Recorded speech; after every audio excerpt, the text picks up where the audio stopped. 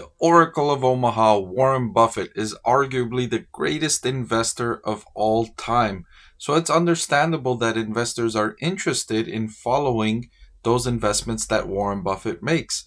Fortunately, his investments are publicly available information, and in this video, I've found one Warren Buffett growth stock that's down 89% off its high that I think makes an excellent investment today. So in this video, I'm going to share with you what that stock is, why I like it, and why I think Warren Buffett also likes this investment right now. So let's jump right into it. I want to thank the Motley Fool for sponsoring this video.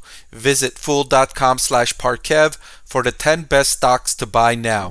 Alright, and the investment I'm going to be talking about in this video is Paramount Global, ticker symbol PARA. This is the stock that's down 89.11% off the high that I think makes an excellent investment right now. Let me share with you why I think that's the case. So you've probably heard the big thing in content industry, streaming is the new thing. It's taking over. It's coming at the expense of linear. It's coming at the expense of linear. And for companies like Paramount, that hasn't been great news because that transition hasn't been smooth for companies like Paramount that still generate billions in revenue and billions in profit from those legacy segments. They're not so keen on going all the way to streaming cold turkey. They want to make it a transition. They want to extend as far out as possible those billions of dollars in revenue and profits from the legacy segment. Still, they're making great progress in streaming, which I'm going to share with you right now. Paramount Plus, its streaming service, increased its revenue by 69% year over year and reached 67.5 million subscribers, all while increasing prices, increasing average revenue per user by 31%. And the overarching good news about this industry, about the streaming industry, is that competitive pressure is easing. And you know how much I love industries with competitive pressure easing. I stay away from industries where competitive pressure is increasing and is becoming fierce. Just like the EV industry. You've probably heard me talk about how much I dislike the EV industry, partly because the competitive pressure is so fierce. Advertising spending is increasing in that industry. Supply is increasing. Prices are coming down. There's an ongoing price war. All things I try to avoid from an investor perspective because that's all going to be hurtful to profit margins. You see the opposite happening in the streaming industry. Industry participants are increasing prices. I probably don't have to tell you, if you've had streaming services like Netflix, Disney Plus, Paramount, HBO, and any of those streaming services, you've probably gotten an email with a price increase update. Netflix has been the industry pioneer and it's been raising prices significantly. Most participants, Disney included, have been cutting billions from content expenditure. So everyone is spending less on content and increasing prices, right? That's great for industry profitability, not so much for customers, but it's great for industry profitability. Now, because of those factors, Paramount expects to deliver significant total company earnings growth in 2024 and reach Paramount Plus domestic profitability in 2025. So after years of spending so much money on its transition to streaming, that segment will become profitable in 2025 to supplement its already very profitable segment in linear. While its legacy segments are decreasing, they're still significantly profitable. You could see in the latest quarter, their revenue overall decreased by 6%. But for TV media, that decrease was 12%. That's the legacy segment. But direct-to-consumer increased by 34%. This is the streaming segment.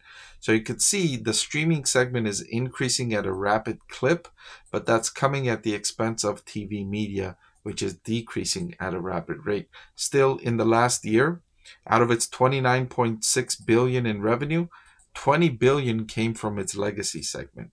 So it's still a meaningful part of the business overall, and that's going to continue shrinking. It's not going to go to zero. Everyone's not going to cancel their cable subscription in favor of streaming. Some people are going to keep their cable subscription. Some estimates suggest that right now there's roughly around 78 million cable subscriptions in the US, and that's going to fall to roughly 50 million and settle at that place for the long term at roughly 50 million. So there's still 28 million of decrease left to happen. Now, the big problem with this is the legacy segment was very profitable for companies like Paramount and Disney and others because people were forced to buy the cable bundle. They were forced to accept channels that they may or may not watch all the time.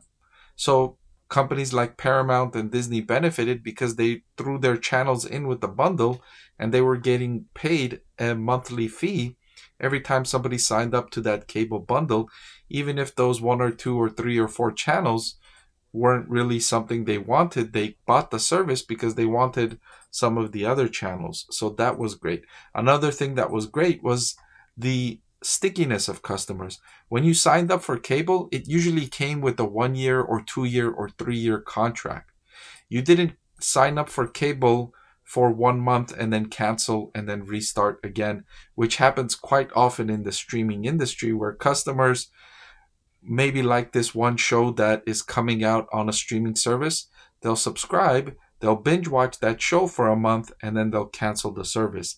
That wasn't possible when you're in the cable industry. So longer term, I don't suspect the streaming industry to be as profitable as the cable industry was.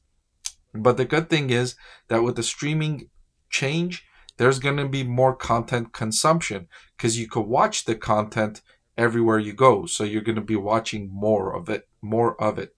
So more consumption, maybe at lower profit margins, but more overall consumption is where I think the industry will settle out. And of course, I love that competition is easing. Longer term, company 29.65 billion in revenue, way higher than 10 years ago, right? The company's done a good job increasing organically or unorganically with acquisitions. Regardless, it's found a way to increase its revenue at a relatively solid clip. And back before the transition to streaming started, Paramount was generating double-digit profit margins, right? Above 16%.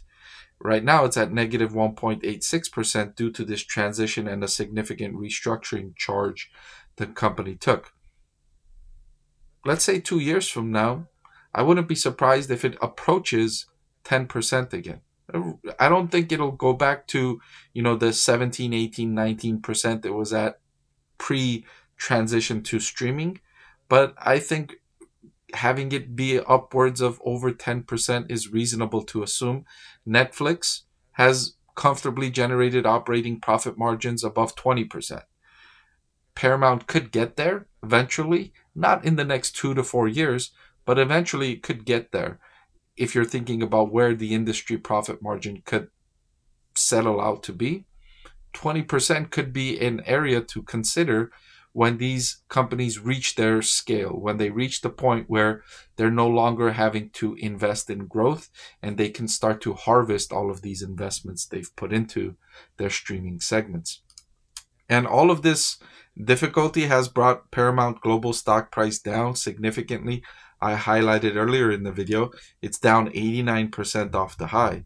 So all of this difficulty, most of this difficulty is already been hurting Paramount stock price. So you're able to buy Paramount Global stock price at a forward price to earnings of 8.4. And management told you that they expect significant earnings improvement in 2024 and 2025.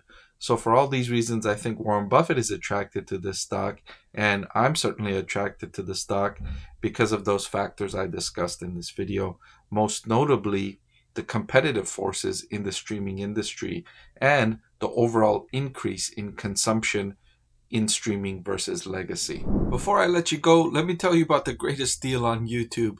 With just a click of a button, you can get free financial analysis from a professor with decades of investing experience. So what are you waiting for? Hit that subscribe button, and I'll see you again soon.